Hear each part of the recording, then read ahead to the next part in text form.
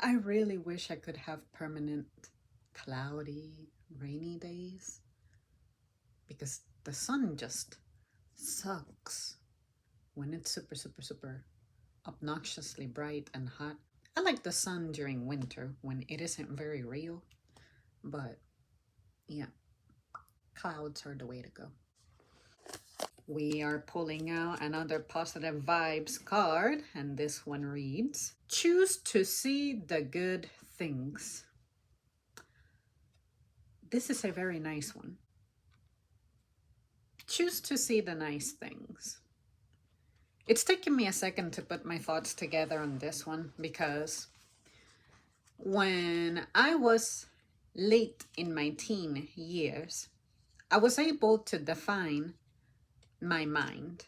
The easiest way to sum it all up and describe it is that I like to be realistic and I don't like to, in the name of choosing to see the positive, dismiss the wrong things, dismiss the bad things. And I think that something I am misunderstood with is how, because of my realist tendencies, it may look like I'm fixating on the negative things. But the reality of it is that I will focus on the negative things and give it a better definition because I sincerely enjoy it. I'm not someone who is afraid of exploring the negative things, the difficult things. I thrive on the tough topics, the really sad topics, the stories of challenges and what breaks people, what breaks me, stuff like that. I can handle that and I can handle it. If you knew me in person, this would be more obvious. I don't think I can project this on camera because when I'm on camera, I'm only relaying to you the story of how things happened and how it went down. It's not like I can very easily project it. But if you knew me in person, you would see that I take and do all of this with a lot of grace. I honestly wouldn't have been able to credit myself in such a way about a year ago if I were telling you guys about this a year ago. I think that I became better at accepting this when I started hanging out with people who really know how to talk to me. And what I mean by that is you might be like, well, Zam, what do you mean talking to you? It's easy. I mean, we speak the same language, we can share thoughts, but everyone has a special signature, I guess, a signature character. There are some people who, if you yell at them, you will intimidate the crap out of them. Nothing sucks more than a person responding to things because they're intimidated into submission. Then there's also the individuals who you may need to soften the blow for a little bit because it's just the way they are. It's not that they're not capable of handling bad news or heavy topics, it's just their sensitivity warrants that you modify your delivery ever so slightly. I'm the kind of person who, if you can not baby it down for me, I perform better. I cannot expect that for everybody. And I have always been aware that the way you talk to people matters. And that's why I like to take my time at getting to know somebody and testing some things ever so slightly to determine where you lie at. Until I can define you in the same manner that I was able to define myself, I cannot just blindly go about choosing to just see the positive things. I don't like to blindfold myself.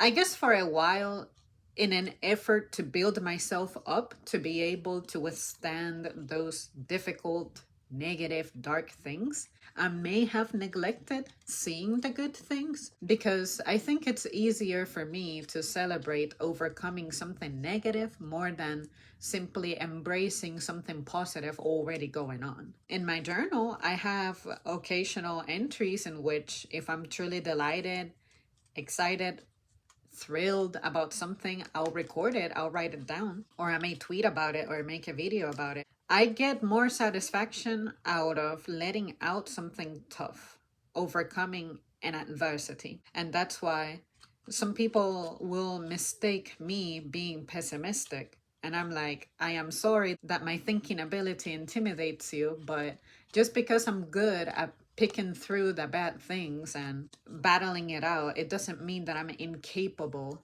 of seeing good things, embracing the positive things. I will acknowledge the good things that happen to me as soon as they happen. I'm like, oh, that person was very nice. That person was very sweet. This person was incredibly generous. This person made me feel this, that, and the other. I have a great manager now. I don't get emotionally abused at work like I used to. I don't feel so much burden. I don't feel so much discouragement.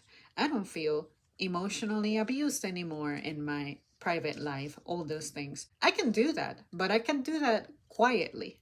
And I tend to excel more again at addressing the negative things. And I think that I decided to hone the skill of dwelling on the negative more because I always had to be self sufficient. I always had to be the one who, anytime there's adversity, anytime there's trouble or problems, I had to be the problem solver. I had to solve shit for my mom. It's like I became a parent while I was still a child. You know what I mean? Taking on the responsibilities that would correspond to a parent. That shit is something that I was going through as a child, now that I think about it. There have also been the instances in which I have had to just step up from my level, even though it wasn't my time.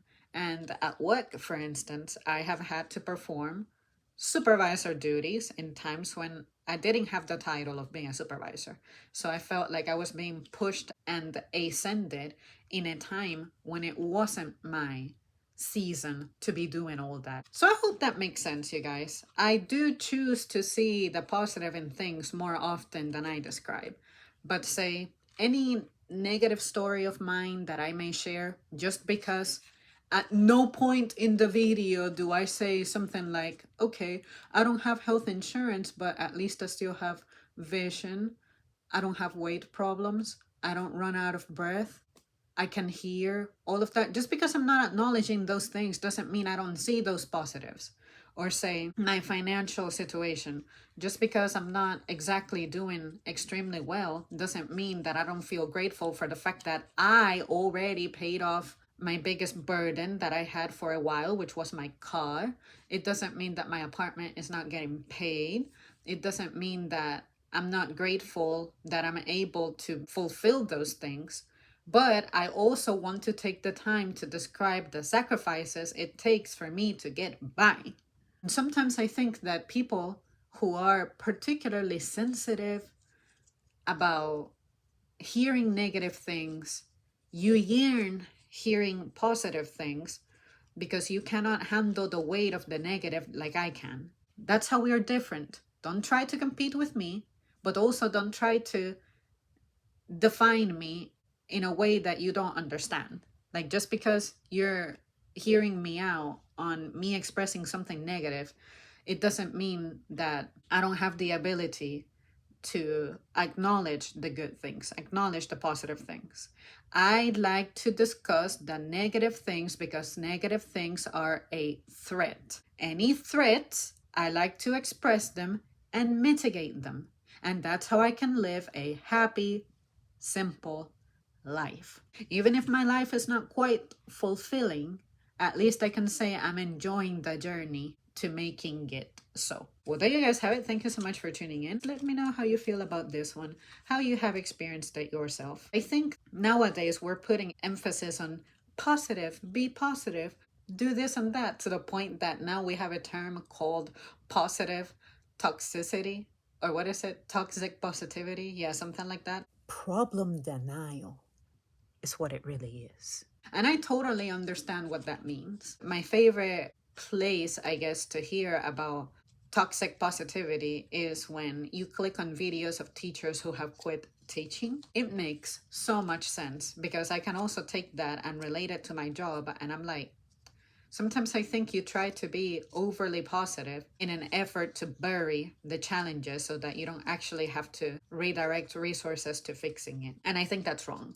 because I think that's where people remain trapped And that's when the resentment and everything negative you can think of begins to brew. All right, I'll see you soon. Thanks for watching. It started raining right after I finished.